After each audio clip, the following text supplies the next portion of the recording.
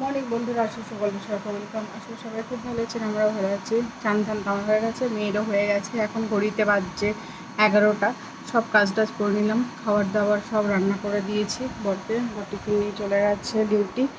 আজকে করেছি আলু পেঁয়াজ ভাজা, তো সব রকম মেশানো তরকারি, আর হচ্ছে আলু আর ঝিঙে দিয়ে তরকারি করেছে একটা। সকালে আমি জামাকাপড় ছেড়ে সব রান্না করে নিয়েছিলাম, আর একটু বেলাতে চান করলাম। সব রকম মেশানো তরকারি, আর বরকে রুটি করে দিয়েছি, ভাতও করে দিয়েছি, দুপুরে দিয়েছি। আমার ঘুমিয়ে পড়েছে কিছু। সকালে সে রুটি খেয়েছে, বাস রুটি খেয়ে ঘুমিয়ে গেছে, আর কিছু খাইনি। এখন বাজছে 1:45।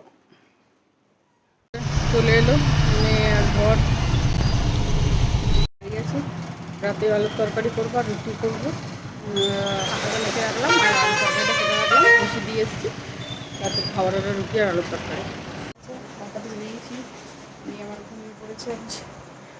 আর ভিডিওটা এখানে শেষ করছি। ভালো লাগলে লাইক করুন, সাবস্ক্রাইব করুন। কাল মানে পুরোটা ব্লগ নিয়ে আসছি।